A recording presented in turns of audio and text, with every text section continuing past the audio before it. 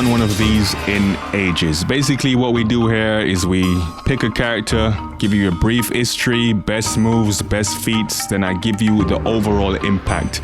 Give you my personal opinion on the character. And today we'll be talking about Paul Phoenix, the self-proclaimed toughest fighter in the universe. Paul Phoenix, all-American blonde biker drifter fighter. Simply out to prove he's the best. He wants tough opponents. This is why he goes out seeking challenges. This is why he even entered the tournament in the first place. Previously, Paul had fought Kazuya to a draw. This is showing you from the jump, even before the start of Tekken, Paul was meant to be a top character, feuding with Kazuya, drawing with Kazuya. This is why he entered the tournament. He wanted that run back. Tekken 1. Paul wants his revenge.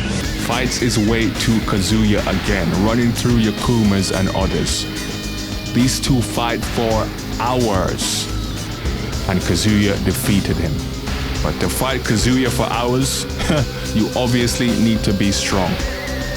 You can argue that this was Paul's actual first defeat, because before this he was said to be undefeated, so he didn't take this pretty well. Flew back to New York, started working as a bouncer and throwing his weight around. That's right, beating up people outside clubs. Come on, Paul. I guess he needed to feed his bruised ego. After months of owning all sorts of characters, thugs, people who think they're tough, Paul is now ready for Tekken 2. He wants that run back, enters the tournament and does well again. What you need to know is Paul always does well in these tournaments. Well, used to do well in these tournaments. Earns the right to fight Kazuya again, but what? Couldn't make it because there was an accident on the expressway. Are you kidding me? So he was forced to forfeit. And when you see stuff like this, the light should have ticked that this character is not gonna get the push he deserves. Screwjob number 1. Tekken 3. Once again, Paul does well. Made it through the tournament undefeated. Okay, so that means the majority of these characters you see in Tekken. In Tekken 3, Paul has defeated. Made it to Ancient Ogre. Final round. Fight.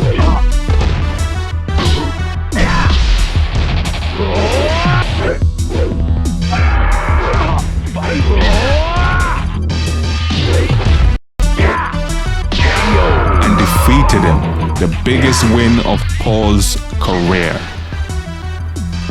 Unfortunately, Paul didn't wait around, thought he won and went off, and of course we all know Ogre transformed into True Ogre, who was defeated by Jin, meaning Paul didn't win jack shit.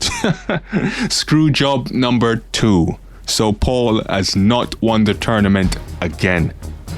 Obviously, Paul believed he was the true champ and went around telling people, but the people weren't having it and eventually got tired of him to the point where people left his dojo. Really? Isn't beating Ancient Ogre enough of a feat for you to stay in this man's dojo? So he lost students and got broke. Look how far this character has fallen already. Now Paul, Tekken 4 sees an invitation, wants to go back now and win it and prove himself again. Finally, they're gonna give this character a break. He's got new moves, he looks stronger. Can Paul do it? We all thought Paul could do it. Come to find out, Paul was easily owned by freaking Kuma. Some crap about him getting careless for one instant and Kuma floored him. Paul entered the previous tournament to go head-to-head with Kazuya Mishima, someone he hadn't fought in 20 years. Not Kuma again. Kuma was tough. Paul got careless for one instant, and Kuma floored him. Really?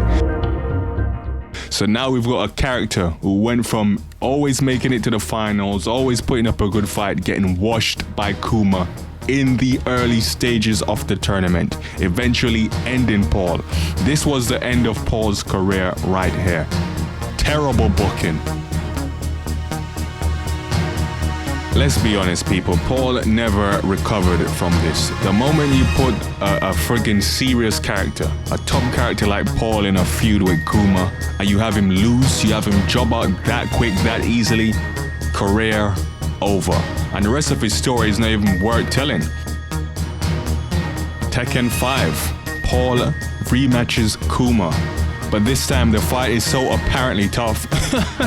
Paul eventually wins, but the fight was so tough. Paul is completely exhausted and cannot continue. Are you freaking kidding me? So what you're telling me now is that Kuma is almost on par with Paul?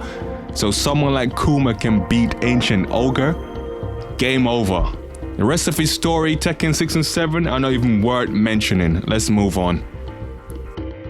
Now, let's talk about Paul's fighting style. Now, when you look at his fighting style, they say judo. This is obviously wrong.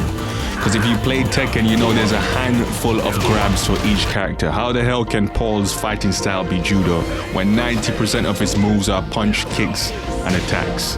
Okay? He's using judo throws. He's using karate. He's using Akira's fighting style. He's using a mixture of martial arts. So it would be best to call it MMA. You've seen him do the tackle, you've seen him do the arm breaker. He's got a couple judo throws, but the majority of his moves are powerful strikes, which is why I think Paul is such a deadly character. The throw game, he's got that down, that's judo. Striking game, you've got Akira's fighting style mixed with karate. By G Quan. Other people using this, you've seen Julia use it, you've seen Leo use it. Best move? Is that a trick question? Easily.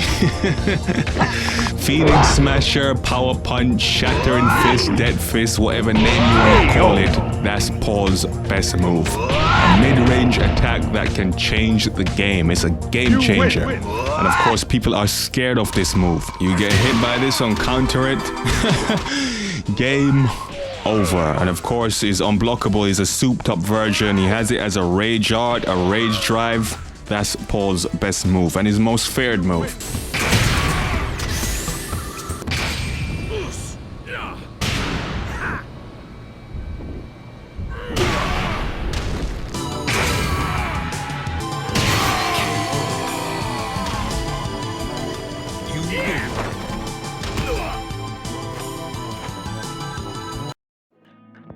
Overall impact? Come on, I've said this before and I'll say it again. Paul is a character that could have carried this game. He could have been the face of Tekken. You never know.